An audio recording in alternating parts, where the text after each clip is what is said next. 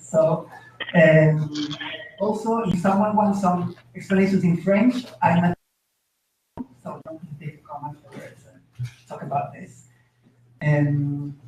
Wineries is a company that's been there for 16 years, and we do mostly mathematics. And for the company, I left some leaflets and cards there. But I'm going to be presenting our first open source experience. So this is a module that is completely open source, free, open for everyone to participate and collaborate, both developing and giving feedback to us or whoever wants to participate. And it goes, so the theme is adaptive quizzes. So it's an extension of the standard quiz module in Moodle. Before starting, if anyone has a question, please interrupt, because at the end it's all blurry for that. Okay? So, I'd like to give a small theoretical background, although probably there's people here who know more than I do. There's like, adaptive learning has to do with adapting your contents and your quizzes to the student, to each individual, and receiving them. There are several models which are not exclusive, so you can have different approaches or different views on your strategy. So the expert model more focused on the contents and what you want to teach. The student model more based on or more looking at what the student does and how we adapt depending on his choices and his responses. And the instructional model,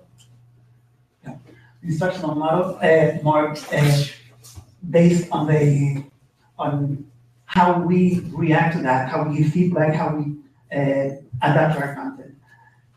I would say our proposal is more like it's a mix between more the two first ones, like expert model and student model. We're gonna see what it means more precisely. So we are talking about, as I said, standard quizzes on the standard quiz module, and it's not, as it's expressed here, as a big set of contents where you say these are hard, these are easy, and when I want easy, I go to this group of questions that are easy and I pick one from there. It's more relying on the expert model in this sense, so it's an expert design flow where the teacher or the content creator is going to create or imagine paths that the student is going to follow, and that depending on the answers he provides to the questions. Well, STEM-oriented, that stands for science, technology, engineering, and mathematics. So our background is math, and how we make these decisions about where we are going next is also very numerical in a sense. And how it works is basically we grade, or Moodle grades, or we grade, doesn't matter, the result of the student. Like if it was a net percentage, we establish limits, like if his answer is, or his points, his score is 50% on this question, we can say then if he scores 50 or more, he goes to the next question. If he scores less, he goes to a different question. If he scores more than 50 but less than 70, so he goes to another branch, right? So it's question per question rather than a more global approach, or let's say a pool of questions. And it's up to the teacher, so there's not a lot of oversight, I would say, because it's an initial phase for this project. So it's for the teachers to really think which path the student's gonna go, and then set the whole thing, like prepare the whole thing. I'm gonna show you a bit more how it works. As I said, so it's an open source project, so we have done it in-house, but we are putting it, so it's in GitHub, and everyone can go there and collaborate. It's like from the programming point of view, so it's inherited from the quiz module. The questionnaires are really very similar. We make use of all the functionalities that come with Moodle, like teacher reviews and the grades and everything that is already there. So we are always very careful. We do that with our math things, and we've done it here, not to rewrite things that Moodle already does. Like it's in the course, so it works well. You all know how it works, so you don't want to relearn it. And yeah, so it also accepts any question type, and in particular the ones that we do as a non-open source thing. So these wireless quizzes are quizzes for math and science. That's our core business. And of course, like this open source thing is totally apart. So you can have the adaptive quizzes and nothing from Wiry's commercial part, or you can have Wiry's and not adaptive quizzes, or you can have both. We have made it, of course, compatible so that you can have both. But it doesn't mean more than that. Good. So, okay, as I was explaining, so the rules that lead the student to a question or another one are based on grading thresholds. Or you can have questions that go directly to another one, so regardless of the answer of the student, or the end. Or you can say the student can choose. In this questionnaire, so in this set of questions, he's going to decide I'm going to this topic or this other one, or this difficulty or this other one, right? So these are things that you can configure on this module. And yeah, I already talked about the quantitative aspect of the grading. Good. About the project, so as I mentioned, so it's a first step.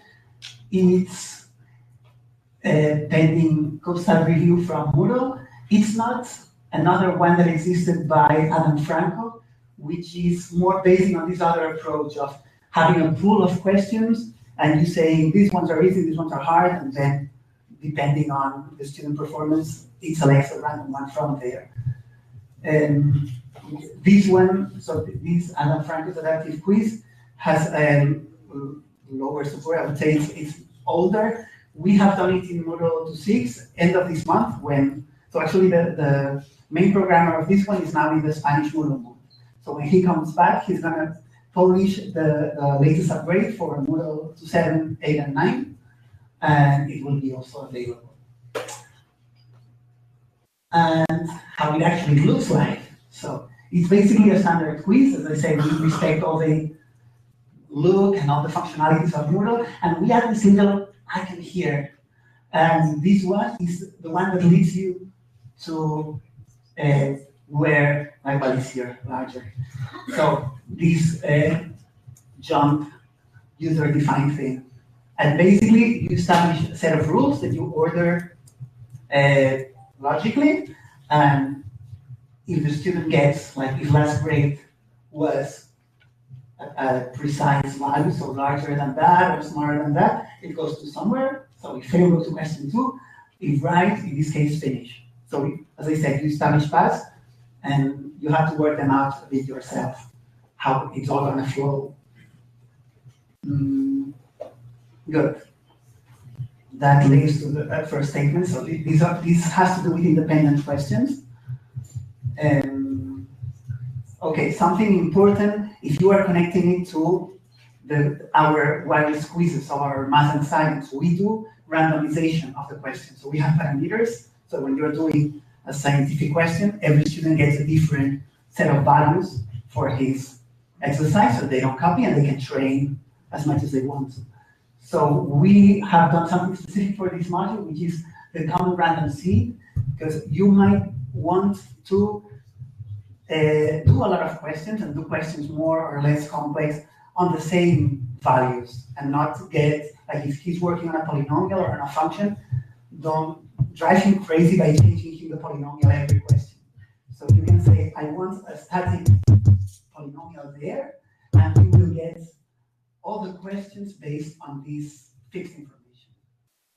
Does that make sense? Or yeah, okay, good, thank you.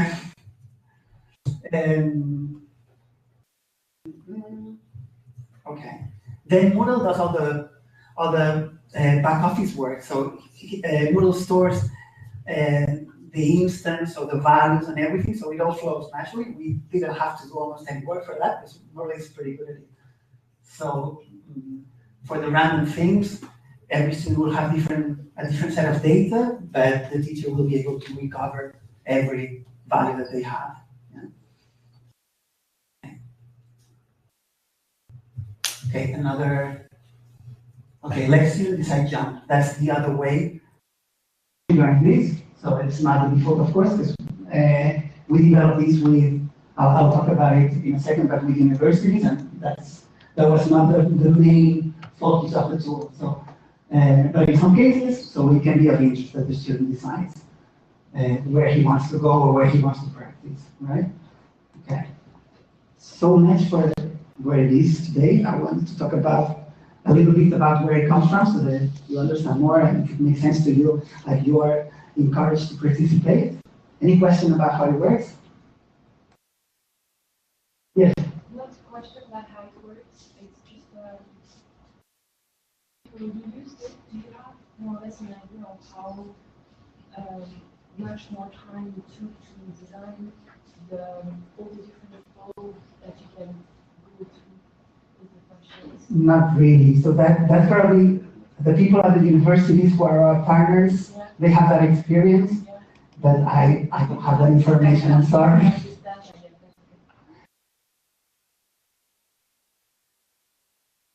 It would be nice that in the future it has like some good overview of the paths that are possible and so on, so you can really control it. Today it's just like you go question per question and you say, okay,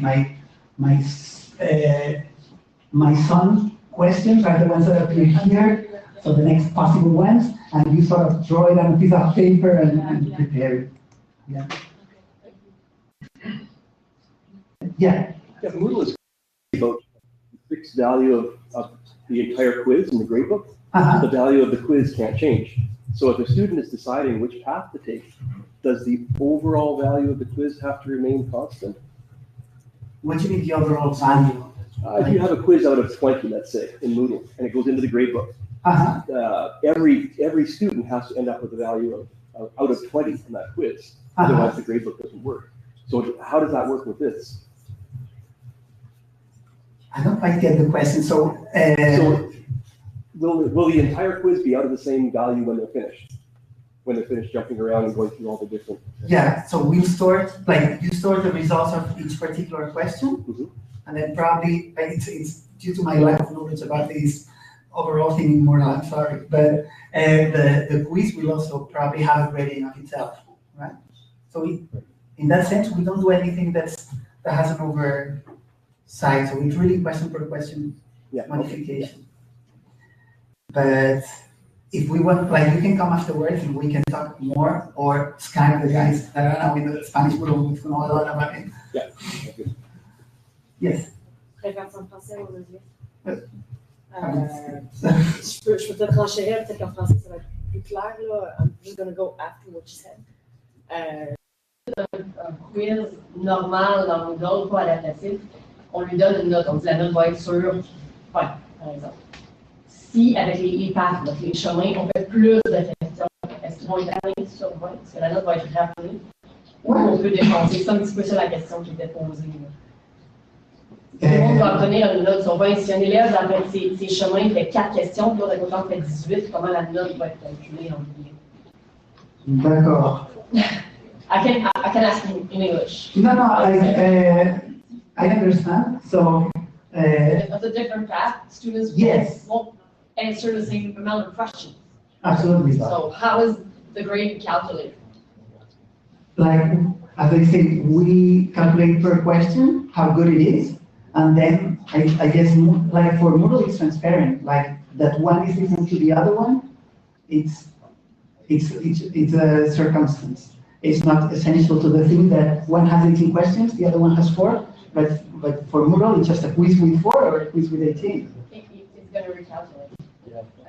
Logically, because in a quiz, by default it's on 10. And if the sum of your question goes at 16, it recalculates on 10. So I guess it will do the same. Yeah, like we're all mathematicians, so we haven't forgotten about something like that. So I hope so. No, and it's like there's universities using it. Okay. So there's gonna be a fairness. Maybe like there are choices that are made, but it's not a dumb action that it's doing.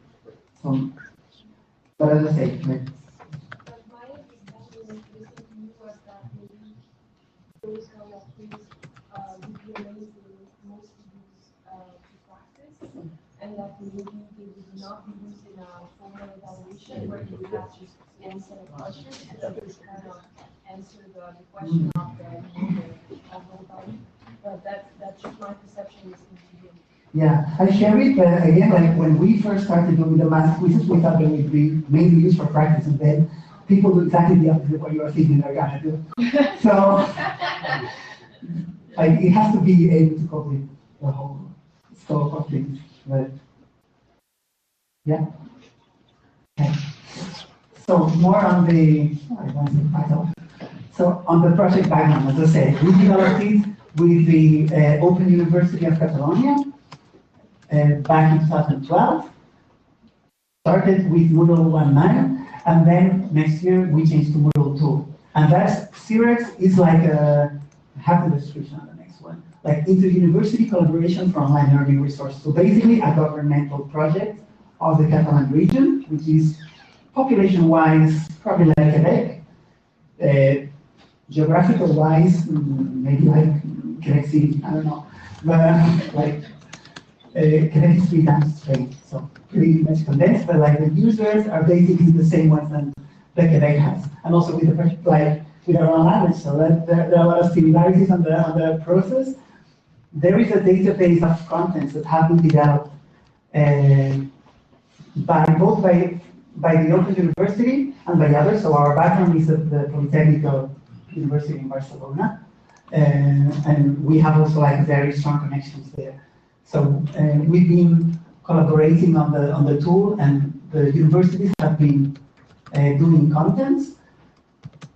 In 2014, so last year, we also integrated with the high school system, which is like basically a central Moodle, 400 schools, like public schools running there with their own data set, but with a common Moodle installation. And it's also running there.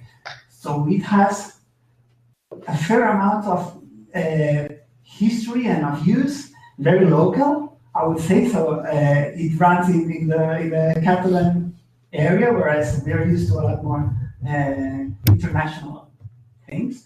But as I say, the project is starting, so we hope to get collaborations from other users, one maybe here, and both in giving feedback or in developing. So it's up to you basically.